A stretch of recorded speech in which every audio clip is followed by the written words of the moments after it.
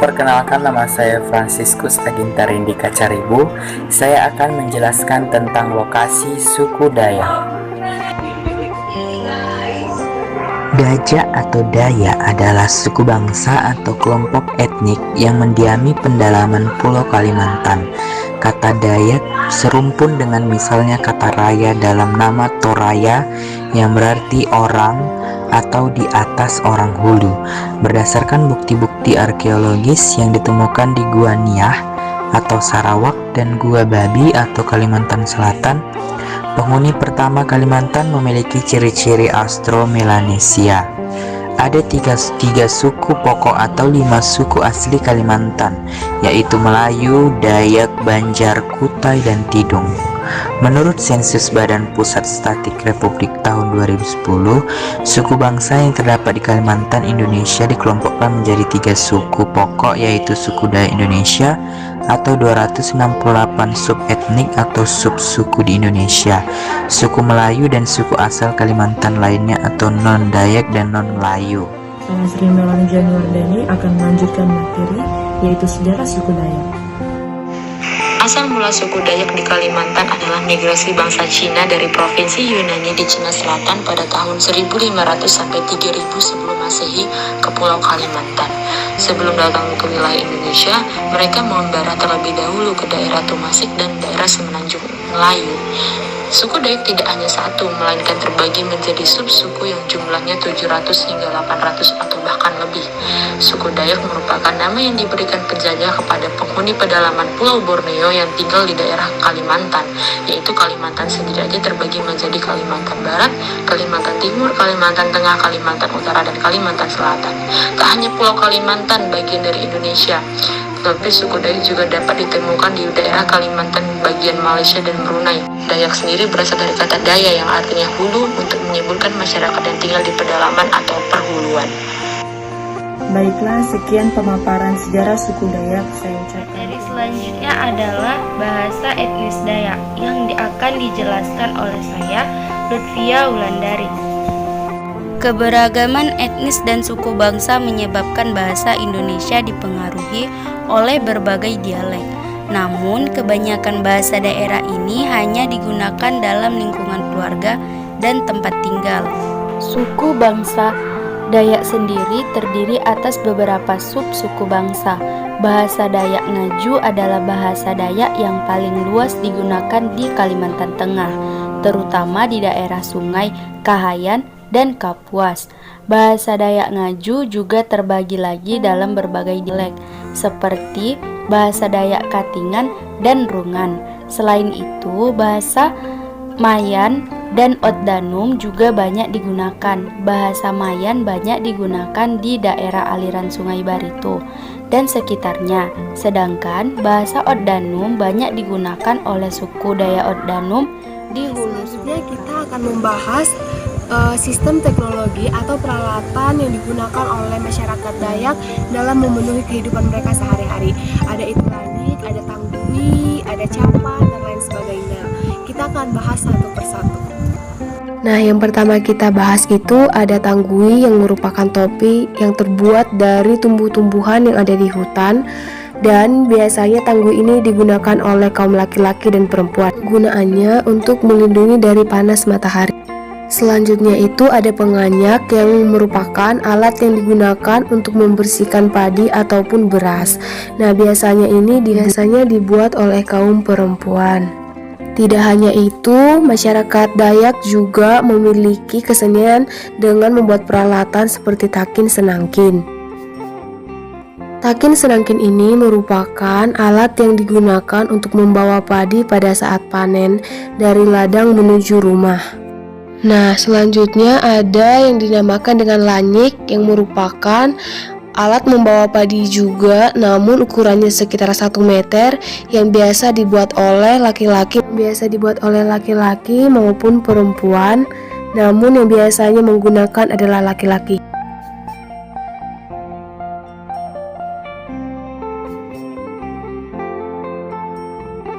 Contohnya itu yaitu sistem mata pencarian yang akan dibawakan oleh saya itu Marcella. Nah, sistem mata pencarian suku Dayak yaitu adalah berladang. Berikut adalah cuplikan video dari sistem mata pencarian proses berladang dari suku Dayak.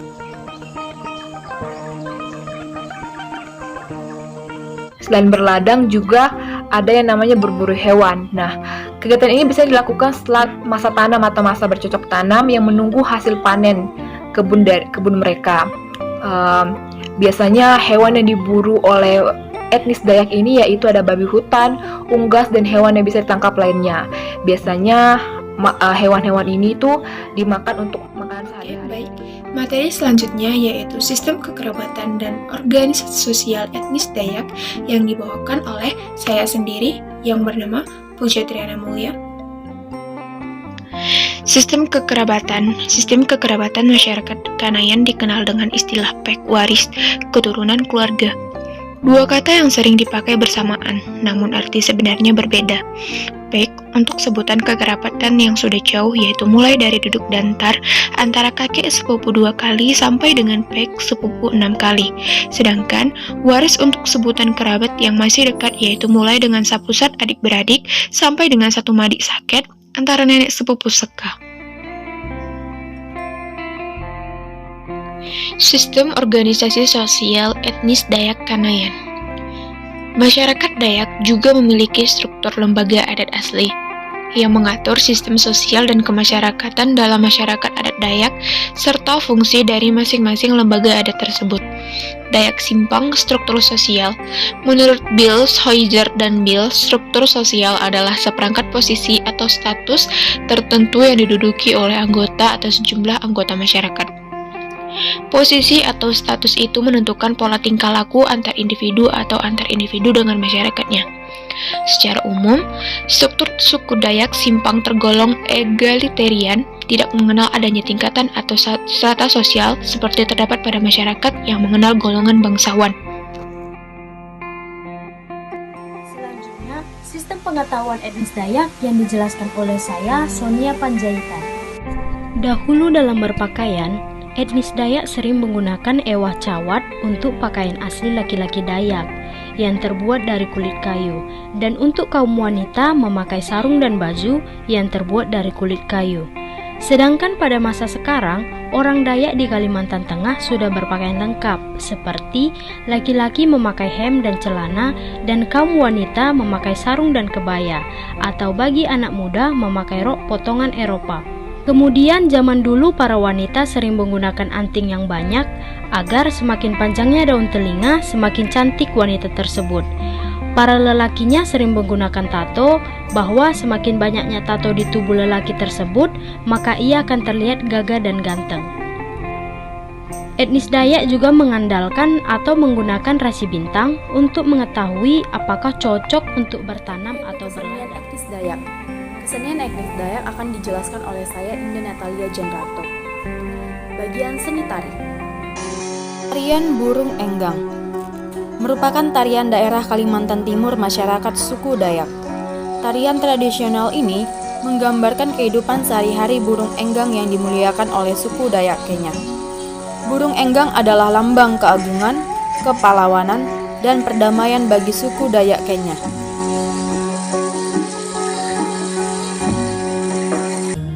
Tarian Leleng. Tarian Leleng ini berasal dari suku Dayak. Leleng berasal dari bahasa Kenya yang artinya adalah berputar-putar. Tarian ini menceritakan utang along, yaitu sebutan bagi seorang gadis yatim di mana sedang bimbang disebabkan karena kekasihnya pergi dan belum kembali. Selanjutnya ada tari kayau, ada tari tambun dan bunga, dan ada tari giring-giring. Selanjutnya yaitu sistem kepercayaan etnis Dayak yang akan dijelaskan oleh saya, Anastasia Siagian. Secara umum, ada 4 agama yang dianut oleh mayoritas suku Dayak, yakni Katolik, Kristen, Islam, dan Karingan. Kepercayaan Karingan ini merupakan agama asli dari suku Dayak. Kata Karingan sendiri diambil dari Danum Karingan yang berarti air kehidupan. Pada masa Orde Baru, penganut Karingan secara administratif dimasukkan dalam kelompok pemeluk agama Hindu. Sistem kepercayaan atau agama bagi kelompok etnik Dayak hampir tidak dapat dipisahkan dengan nilai-nilai budaya dan kehidupan sosial ekonomi mereka sehari-hari. Ini berlaku pula antara nilai-nilai budaya itu dengan etnisitas dalam masyarakat Dayak. Ini berarti bahwa kepribadian, tingkah laku, sikap, perbuatan, dan kegiatan sosial ekonomi orang Dayak sehari-hari dihubungkan tidak saja dengan sistem kepercayaan atau ajaran agama dan adat istiadat atau hukum adat, tetapi juga dengan nilai-nilai budaya dan etnisitas. Kelompok Dayak memiliki suatu sistem kepercayaan yang sangat kompleks dan sangat berkembang. Kompleksitas sistem kepercayaan berdasarkan tradisi dalam masyarakat Dayak mengandung dua hal prinsip, yaitu yang pertama unsur kepercayaan nenek moyang yang menekankan pada pemujaan nenek moyang, dan yang kedua kepercayaan terhadap Tuhan yang satu dengan kekuasaan tertinggi dan merupakan suatu prima causa dari kehidupan manusia. Dalam penelitian tim penelitian Kantor Perwakilan Departemen Pendidikan dan Kebudayaan Kalimantan Barat, ditemukan bahwa sistem kepercayaan nenek moyang dalam masyarakat Dayak berisi berbagai peraturan tentang hubungan antara manusia dengan Tuhan, manusia dengan manusia, manusia dengan roh nenek moyang, dan manusia dengan alam beserta isinya.